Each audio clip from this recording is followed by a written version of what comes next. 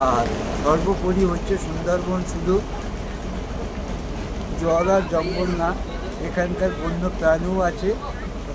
বাঘের এরিয়া ঠিকই, কিন্তু বাঘ দেখাটা হচ্ছে সম্পূর্ণ ভাগ্যের ব্যাপার। কারণ বাঘ স্বাভাবিকভাবে ওরা সাইলেন্ট এরিয়া, সাইলেন্ট দিলেই ওরা চুপচাপ বসে থাকে। কারণ যেখানে কোলাহল হয়, আওয়াজ হয়, তখন সেখান থেকে চলে যায়। কারণ ওরা চুরি করেই কোনো শিকার ধরে, যাকে শিকার করবে সে তাকে জানতেই দেবেন। এই হচ্ছে ওর নেচার। আরেকটা কথা দাদা, একটু মাতলা নদী আর কি কি নদী এখানে মিলন হয়েছে, কটা নদী আছে সেটা তো বলেছি, নদী মিলিত হচ্ছে, যে মাতলা, বিদ্যাধরী এবং গাজী নদী, হেড়োভাঙা নদী এবং গম্ভীর, এই 5টা নদী। সেই ভিউটা ওনারা দেখতে পাবেন। যে ভিউটা, যে আপনার সুন্দরবনের যে সামুদ্রিক বন, যে সমুদ্র যেদিকে মাতলা যাচ্ছে, সেই ভিউটা ওনারা দেখবেন। সাথে আমাদের একটা দুবাকি স্পট আছে যেখানে ক্যানোপি ওয়াক পার্ক, সেই ওয়াক পার্কে ওনারা হাঁটতে পারবেন। সেই জায়গাটা হচ্ছে কি ওয়াইল্ড এরিয়া, যদিও আমরা থাকবো কিন্তু খাঁচার মধ্যে।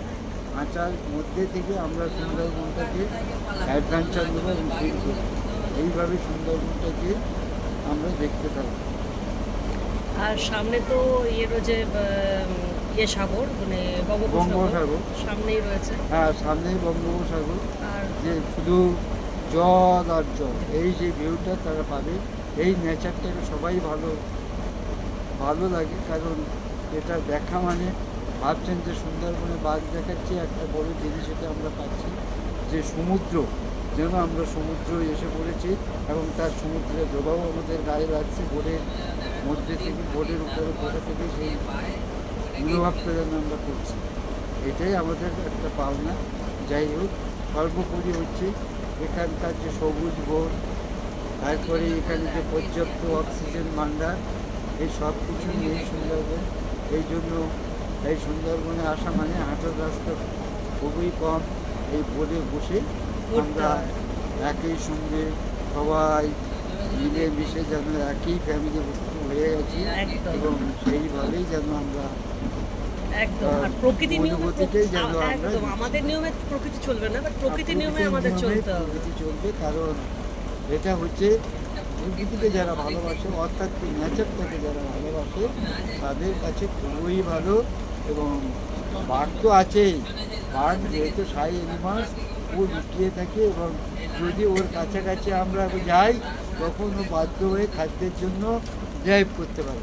যেমন সুন্দরবনের যারা জেলে মৌলে যারা মাছ, কাঁকড়া, মধু সংগ্রহ করতে যায়, ছোট্ট ছোট্ট নৌকা যখন পায়ে দিয়ে যায়, তখন সেই সব নৌকায় ওরা ড্রাইভ করে তাদেরকে উঠিয়ে নেয়। এইভাবে তারা তাদের খাদ্যটা সংগ্রহ করে। আর এমনি ইকোসিস্টেম হিসেবে, ইকো ব্যালেন্স হিসেবে সব কিছুই আছে, খাদ্য হিসেবে সব কিছুই আছে এই বনের মধ্যে। সেগুলো সংগ্রহ করাও তাদের খুব টাফ ব্যাপার, কঠিন ব্যাপার। সেগুলোকে তারা সংগ্রহ করে তারা বাঁচবে, সেও একটা বিষয়। এই জন্য আমরা যদি ভাবি সুন্দরবনে যাচ্ছি মানে বাঘ দেখতে যাচ্ছি, শুধু বাঘের কথা ভাবলেই এটা ভুল হবে, তখন ভালো লাগবে না।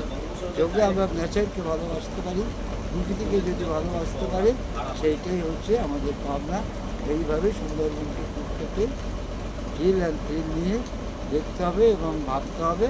তাহলে দেখবেন আপনাদের মনের মধ্যে একটা আনন্দের ছড়া পড়বে। এইভাবেই আপনারা ভালো থাকুন, সুন্দর থাকুন। এই সুন্দরবন দেখে আবার ফিরে যান। আবার ধন্যবাদ সবাই। একদমই তাই। প্লিজ এরকম ভালো ভালো ব্লগ দেখার জন্য লাইক, কমেন্ট, শেয়ার, সাবস্ক্রাইব, আর হ্যাঁ, বেল বাটন ক্লিক করতে একদম ভুলবেন না। তো আমার পেজটা ফলো রাখুন, এবং ফেসবুকেও রয়েছে, ইনস্টাতেও রয়েছে, আর ইউটিউবেও রয়েছে। সো আবার আসবো এরকম ছোটো ব্লগ নিয়ে, ডে 2।